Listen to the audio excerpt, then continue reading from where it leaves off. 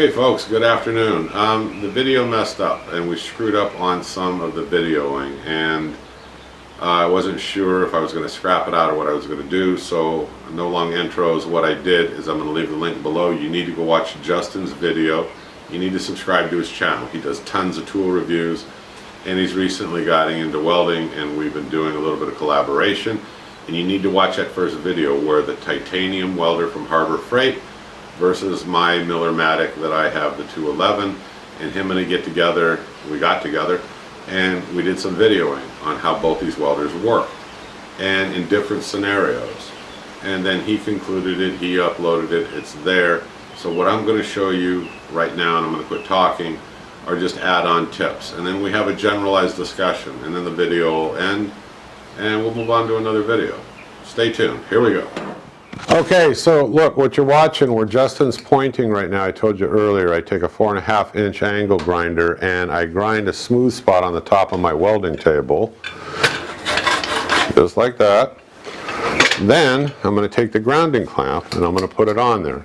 Grounding wire pointing downward, okay, onto that table. Now the reason why I say that, some people have got thicker metal right underneath this clamp, and if you do it the other way, it's got to travel that much farther. And like I said, this makes just a little tip where it makes it much easier for you, and it's going to make your welds turn out nicer. So, and as many times as you can, clamp it to the project, if not the project, to the table, and find a spot somewhere on the table and call it your spot, and it stays nice and clean for a very long period of time. Okay, we're going to move on now.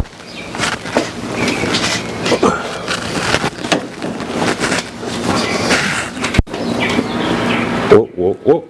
Okay, here's the one from Harbor Freight, and with the discount I think I paid like $8 or $9, I don't remember. Anyway, this thing is incredibly strong, one hand, and this thing really clamps down hard. It's got the corrugation, all the things I said in the other video.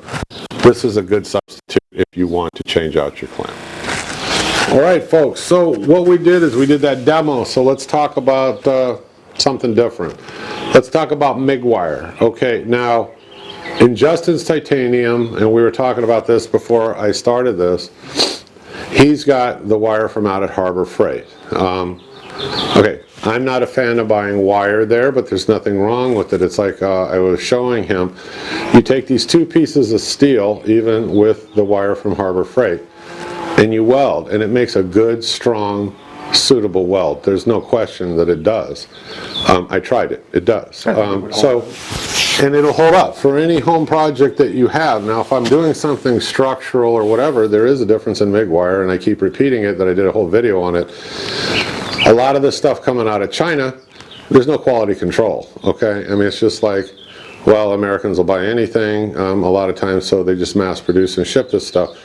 And people criticize things coming out of China. Well, Makita is made there too, and they have very high quality control standards, so not everything's junk.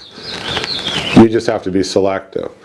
So if you get the Mig Wire from out of Harbor Freight and it's working for you on all your home projects, look, there's no problem with that. What I've done since then is I buy my wire from two sources, from Lincoln or from Airgas. Airgas, the wire is made by Radnor. It's an outstanding quality, and you know, when I buy solid core wire, I notice a difference. But could I get by with Harbor Freight stuff? Sure I could, but I get a discount because I buy a lot of stuff there, so the price isn't that much more, and I buy the better quality wire. Now, what do I buy? Now, I bought this a while back.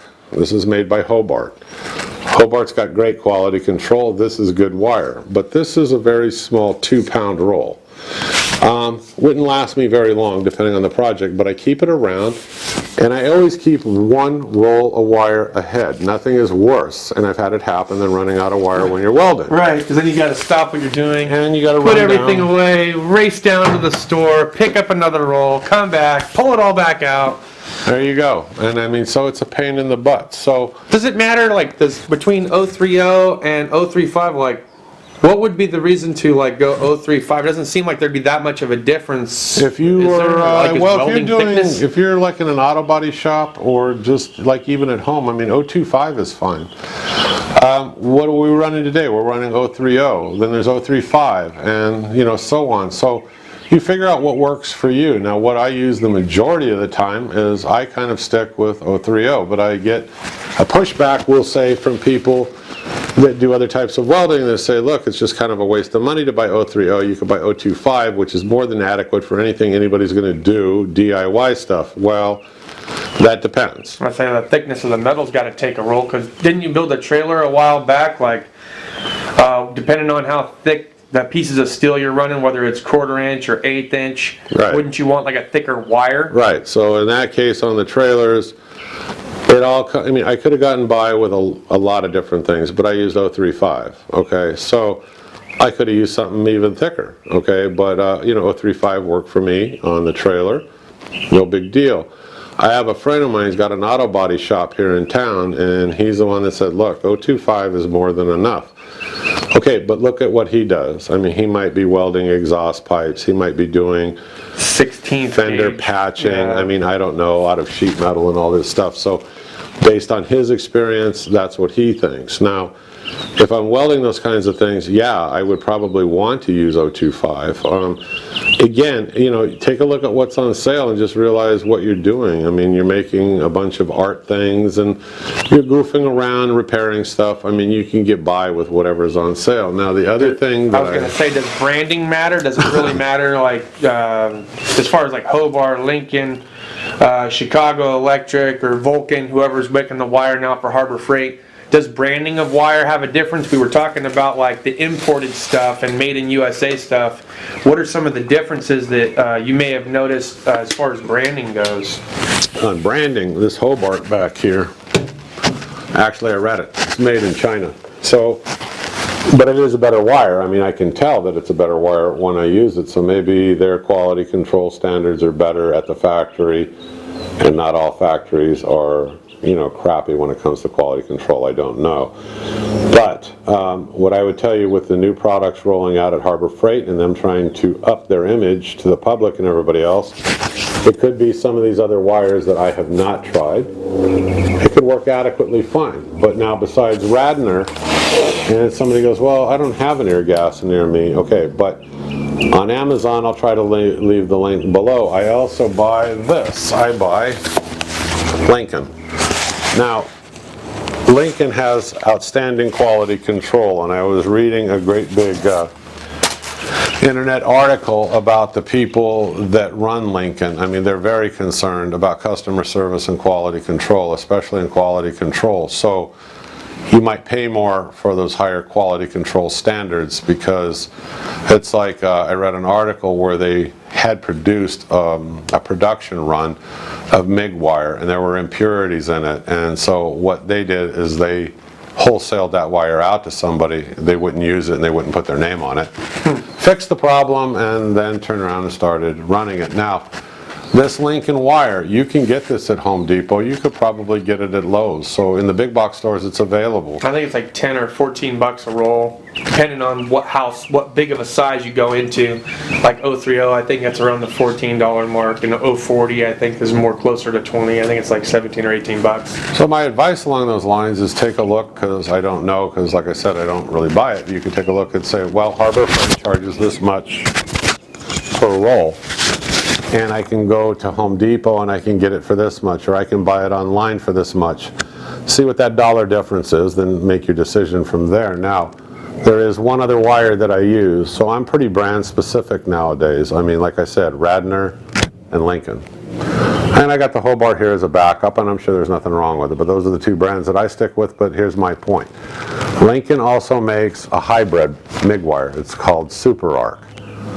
It's not cheap, I'm going to tell you that right now. But what I have found, and nobody's going to swear by it, not even the manufacturer, probably for liability reasons. If you have two pieces of steel, and like on the trailer, I ran into it more than once, where I cannot get in there to weld prep it, but it has a stress crack, or it's got a crack, and I know I need to weld that.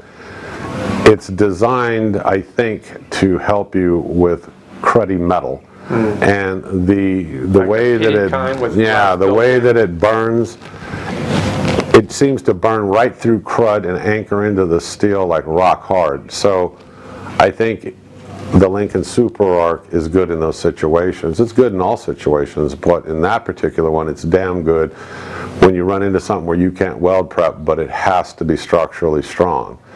Other people could disagree with me, but I would tell you, if you've never tried it, try it when you can, and I think you're going to notice a noticeable difference. You really will. Take all the tips into consideration that we talk about in the video. The way you put your grounding clamp, you got a good tip, your shield's clean, you got gas hooked up or you don't or whatever, and then use a good, the wire at the and then end nip too, the right? wire at the end. I mean, I know you saw me sometimes, I'll hit the table and, you know, pop it off of there. You're not really supposed to do that. They say that, It's whatever, you know, it's like project stuff. yeah, somebody said only, you know, people that are non-professional do that. Well, I don't really We're care. not professional. Right. Just a bunch of rednecks having fun. But take the tips into consideration. And, you know, like I said, not all MIG wire is the same. I mean, that's what I can tell you. And once you run a couple, 2-3 rolls of Harbor Freight, Chicago Electric, whoever's making it, maybe Vulcan will pretty soon, maybe, you know, the company Titanium, I don't know, whoever's doing what out there. I think Vulcan's making the wire now. I think they got away from the Chicago Electric, and now Vulcan's pretty much supplying most of the welding accessories. What you got to be careful with stuff like that is say, okay, they're not making this brand anymore, now Vulcan is. Okay, but you don't know where Vulcan is buying the wire from. You don't know. So you take a chance. You buy it, you'll use it, you'll get through it. Then you can compare and then, you know, notice the difference. Yeah, try other brands. You know, don't just stay focused on one. Try to think outside the box. Because somebody will drop a comment like they do on a lot of tool reviews that I do, and Justin and I are talking about it, where they'll go, hey, you never mentioned such and such. Well, that's because I don't own all of those tools, okay? I mean, I come to you and talk to you about the things that I've actually owned and tried. Right. And sometimes we're not doing like these live kind of video things like I'm doing now. Sometimes you'll see me talking, you know, with that still picture behind me, because I don't have time to go out in the garage and sit and do, you know, a how-to review, or maybe the how-to's not worth doing, like when I talked about the lantern lights and all this other stuff. I can tell you, hey, I bought it, this is what I think about it, and I give you an honest answer. You know, if you disagree, that's fine. I mean, you know, we all got our opinions on stuff. But, some people are just you know, dead set on one product line. I've gotten numerous comments about various things, whether it's from Harbor Freight or elsewhere, that they're just like, no, this is the way to go, and I've had no problems with it. Well, have you tried other things? If you buy high-end all the time, have you tried the cheaper brand? If you buy the cheaper brand stuff all the time, have you tried the higher end? I mean, the only way that you can actually create an honest, opinionated review on anything is to have tried both, and I think that that's a big difference in most of the video content that I try to create, as well as you. Well, yeah, and the other thing I don't like, which I think is another reason why I do a lot of these videos that I do, and I'm not going to name names because I don't need to criticize what anybody else does, but somebody will open up a flyer, which is kind of like a no-brainer from like, well, I'm going to pick on Harbor Freight. Hey, look at the great deal on this. Look at the price on this. When you apply the coupon, you need to go buy this. And they'll go down the line, you know, advertisement by advertisement, and I sit there and think, Guilty. I've done you a know. video like that. I absolutely hate catalog reviews, but definitely guilty of doing them myself. well, it's the catalog review going item love by them. item, I but the don't thing understand is when I do that, the first thing that comes to my mind, we both know damn well you don't own all these items. That's number one. Number two, you're blowing smoke up people's butt because you're trying to make it sound like these are all outstanding deals. They're not. Some things you are much better off, put that money to the side, wait till next payday, add another $20, $25, $40, whatever, and go out and buy yourself a good quality made tool that will last you 2, 3, 4, 5 times longer. It's much better made in construction. The quality control, you know, the quality control's better, all this stuff. And yes, Harbor Freight has stepped up their game. Anyway, the other point I wanted to make on this is people will sit and tell you in these articles, look at the price on this and compare this to what Matco's is, price-wise. Compare ours to what DeWalt is, or Makita, or Snap-on, or Cornwall, whatever. I mean, it's insulting. I mean, in a way, if you really think about this, because they think you're so fucking stupid that you really believe that this crappy little $10, $12 tool is comparable to Snap-on, Matco, DeWalt, or any of these. And it's really irritating because, like I said, they just think you're that stupid that you're actually going to believe that this comparison is like, oh, look at this. And all they're doing is they're comparing the price of the two tools. They're not comparing the quality of the build, the bushings, the brushes, or anything that goes into the manufacture of the tool, or the higher quality control standards, or the fact that it's made out of a much thicker plastic, or it's made out of aluminum casing instead of plastic, or the cord is much more durable, and on and on and on. They don't tell you all that. Sales pitch. Yeah, it's just sales. That's all it is. And they just, and to me, and I've even, I wrote them a letter, actually, I don't know if it'll ever get to them, at the one store that we're talking about, to somebody that was in charge of the marketing department, and I put, you know what, I like going out to Harbor Freight. We have a lot of fun go out there. There's 2 or 3 of us, sometimes 5 of us. We have a little group where we all sit around and talk about crap. We go out there and we buy tools. Not everything's crap, I totally agree. But my point in writing this guy a letter, and it's a very clean letter, is that what I find really offensive is that you actually make these comparisons because you're insulting the people that these flyers go out to. I mean, now I know maybe I'm taking it wrong, but that's the way it is. My opinion anyway is what matters to me. You are insulting people. You're making it sound, like I said, like they're that stupid that they're going to sit there and go, well, gee, wow. Like Buffy and Jody going, oh wow, you must be telling the truth because it's in print and it's on a flyer. And they are as good as Snap-on. Well, no, they're not. They're not as good as Matco. They're not as good as Cornwall. They're not as good as DeWalt, Makita, or any of these other comparisons. You're strictly comparing price and, hey, apply the discount, look what you get. I will say, you get a piece of shit that's going to fall apart and fail on you. I had a friend that got a 4.5-inch angle grinder. He took it back a total of 3 times before he finally realized, gee, I'm right. I'm going to put the money to the side, add more to it, and go get myself a good name brand one. And he bought a Milwaukee like mine, and he has never turned back. So that's my point. I'm going to get off my soapbox. I'll let Justin rattle. I will say this about some of the stuff from Harbor Freight. I believe that they have been stepping up their game in various aspects. Like I said, you still have to be selective when it comes to buying certain things. Obviously, don't buy everything that you see that seems like it has, a killer deal or anything like that. So Harbor Freight has been stepping up their game, in my opinion, to like the next level, especially from what I've seen over the last decade or so, coming in and out of the store and checking out different things as they come up with new and improved things, such as like the Series 2 tool boxes or carts that I've been looking at. But look, there are some tools, and I've done videos on them in the past, where I've purchased things from Matco that was like 4 to 6 times more than the item that I could have gotten from Harbor Freight nowadays, right? So Maddox, for example, makes some of the specialty automotive tools like the race and seal driver kit and there's the axle nut sockets, okay? Just to give you a couple of examples.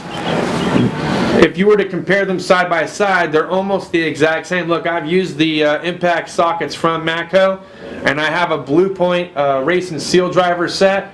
And looking at the ones made by Maddox, it's the same thing. Look, you're going to be using them to hit with an impact. It's an impact socket. It's going to work and hold up. So why would you spend $200 on something that can cost you $40 to $60? And the same thing can be said about the race and seal driver set. Aluminum shank plus aluminum adapters so you don't mar or scar anything up as you're beating away on bearings and seals.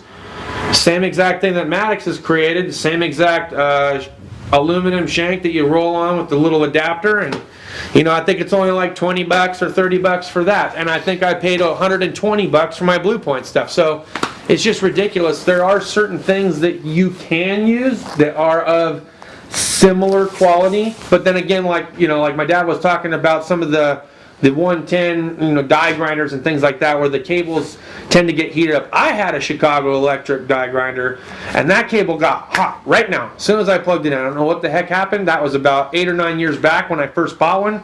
Took it right back.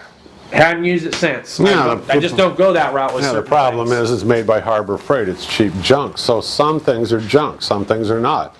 Some things people are going to argue about down below and say, hey, I've used it, I have no problem with it. Look, it's whatever works for you. If you're a mechanic, you want to buy Cornwall, Snap-on, whatever floats your boat. I can understand that. You're in the trade. I'm not. I have a Duralast set. It'll do the exact same thing your Snap-on will do. Okay, what's the difference? I'm not in the trade. It's what works for me. If you told me you went out and bought a Pittsburgh breaker bar, I would too. Yeah, why not? Nice. I mean, I don't need to own the one that's going to cost me 5-8 times more owned by one of these other companies. Oh, that's a good point. I don't. Let me but interject maybe somebody else does. Before I forget this. So that's a good point that he brings up about like the Pittsburgh breaker bar. That thing's phenomenal. Real Tool Reviews did a comparison on that a while back. It's a killer product for what it's worth, and I think it's like 20 bucks. But then Icon is trying to create their own brand or labeling behind it now. That thing's like 50 or 60 bucks for that breaker bar. I'm like, if you looked at them side by side, they look the exact same. The handles are the exact same grip, same color concept, same length. I don't know that there's really a big difference between the two. Why would you spend $30 more for the same freaking thing that's sold at the same store? My thing is, it's all about trying to keep money in your pocket to buy more tools with, or, get out of the tool truck debt. That's a whole other thing. I'm not for tool trucks. But I'm going to share a photo with you later. I mean, I absolutely think it's a ripoff, but look, to each their own. I don't want to get into the debate. But here's the factor where they get you. It's the convenience. I'm a mechanic. I'm working at a busy shop. I walk out. You got something I need it now. Or I'd like to have it right now, and I don't want to wait for it to ship, and I don't want to wait for all this stuff. And so, you go through this. And so, or you can't wait because the customer's waiting, and the truck pulls up just in time to save the day. There you go. And so they got you, along with the interest rate and everything else. But like I said, whole different topic. I'm not a fan, so I don't want to get into the debate because I can think of 1,000 reasons that it's just foolish to do it. But it happens. It's convenient. Credit's available. I get it. All that good stuff. A friend of mine, I stop and visit him. I keep talking about, and he's telling me, you just can wait. I mean, people will end up selling a lot of this stuff at a fraction of the cost if you want it that bad. You don't have to. Facebook Marketplace. Yeah, there's so many different ways. I mean, it's like with a friend of mine that bought that Miller welder. Is it 4 or 5 years old? Yeah. But he paid a third of probably what you would have went out and bought it for from somebody that doesn't want it anymore because he upgraded to a higher level machine, and it's been sitting in his shop. And even if you advertise on Craigslist, there's a certain amount of things that are a pain in the butt. He didn't want to deal with it and went over there, hooked it up, and I made the comment, look at this thing, just pops, splatters, and I mean, I don't know, and then he's like, hey, look, I'll drop the price. I'll drop it down to, I don't know if it was 400 or I don't know, 450, whatever it was. I told a friend of mine, snatch it, get it now. And he did, and we went home, like I told you, put a tip, clean the shield, thing works perfectly fine. Okay, so another thing Justin and I are going to talk about is we both do things on the side businesses. Now, he does it more than me. We both have full-time jobs. A lot of people do. YouTube is not my source of income. It's like I upload when I can and when it suits me, and I upload and make videos on things that I'm interested in. As long as it's fun. Because if I'm not interested in it, it's not fun, I don't want to do it because I'm not depending on that income. It's extra money, it's fun to do, and while it's fun to do, I'll keep doing them, and when it becomes not fun, Justin and I are talking, well, I'll quit doing it. It's that simple. Now, I get lots of questions.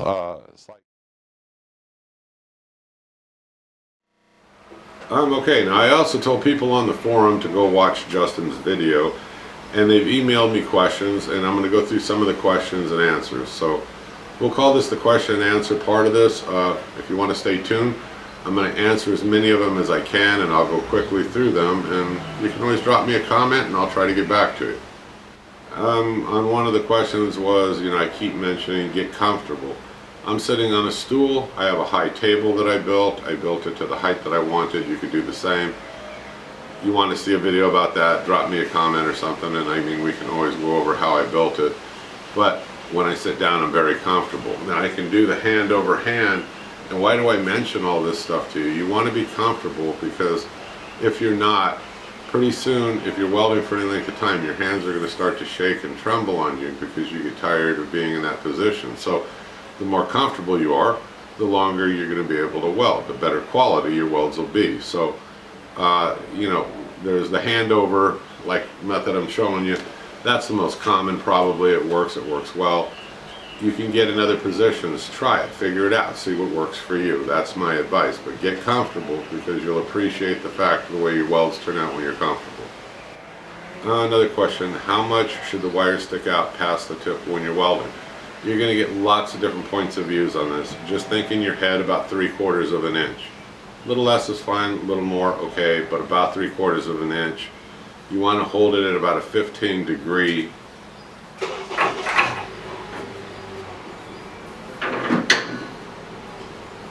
You want to hold it like if this is the piece of metal at about a 15-degree angle when you're welding.